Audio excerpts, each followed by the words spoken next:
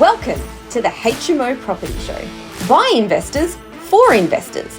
Catch us weekly as we discuss all things cash flow positive property investing.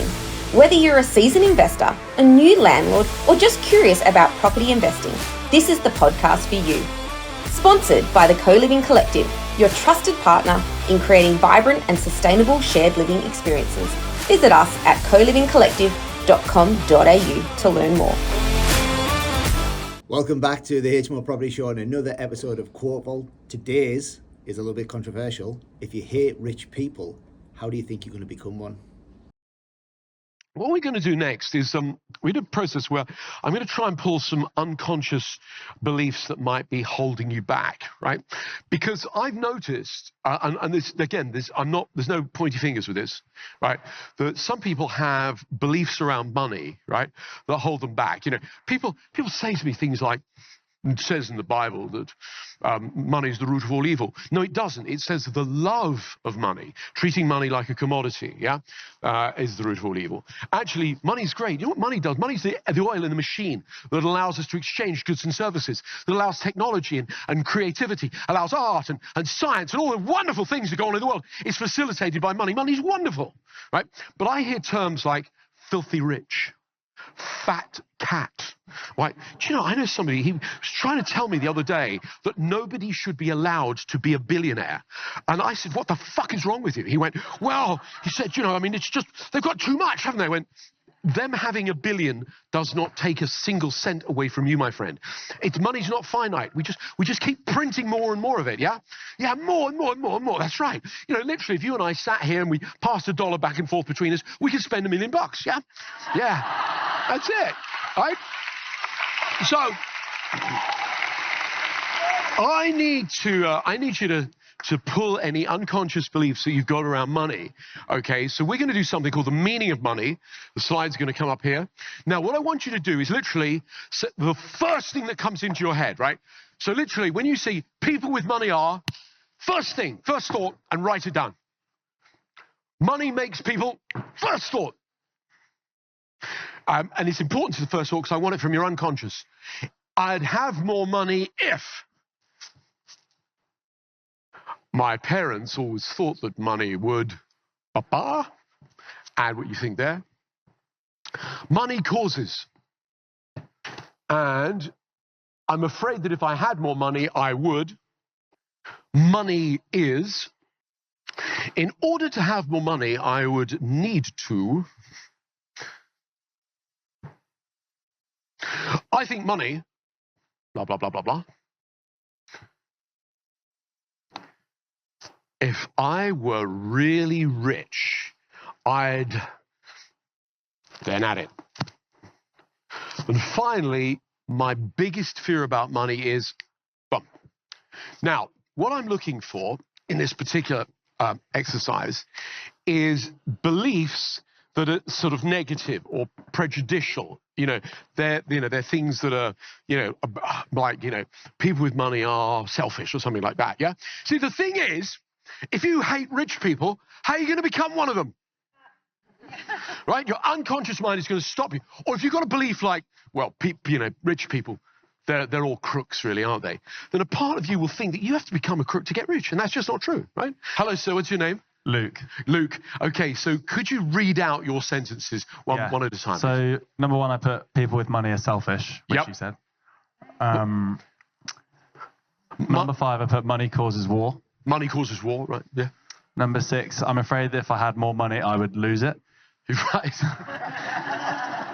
Number 9, I think money is hard to come by.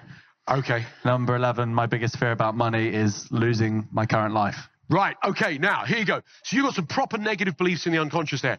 Now, what we're going to do is, through a process of revelation, we're going to change our mindset about it. See, money is a tool. That's all it is, right? It allows the exchange of goods and services, yeah? Just like a shovel. A shovel is a tool. So, Luke, what I'd like you to do is replace the word money with the word shovel. So, people with shovels are. So just wherever you see money, I want you to say that, to read out the word shovel instead. So people with shovels are selfish. Are selfish, right? Everyone knows those people with shovels are selfish, aren't they? What's the next one?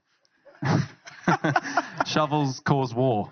Shovels cause war. Yeah. Goddamn shovels. Yeah. Okay, what else? My biggest fear about shovels is losing my current life. Thank you. Well, Luke, let's give Luke a big round of applause and everyone a big round of applause. Okay. All right. So, what I would like you to do, ladies and gentlemen, is I'd like you to just go back through your list now and just change the word money for the word shovels and just read it back to yourself. Try and keep a straight face, but if you can't, you're forgiven. Yeah, just read that back to yourself now and see if you're able to pull any of the negative beliefs. You know, like, I mean, I remember somebody once said, people with money are arseholes or something like that, right? Literally. And it was, money makes people greedy. You know, every single thing was a negative, right?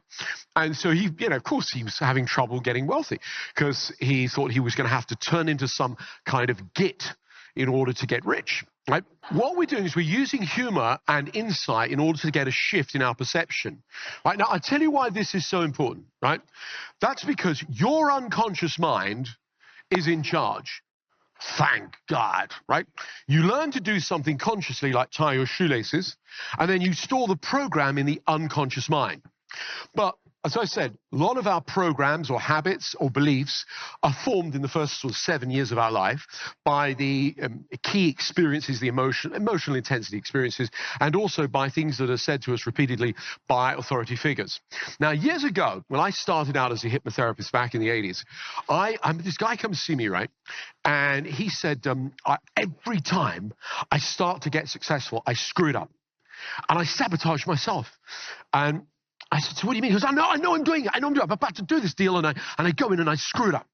And now I wouldn't do it like this nowadays, but I was an old school hypnotherapist back in the 80s, right? So I bunged him into a trance, and I said, go to the moment this pattern happened, right?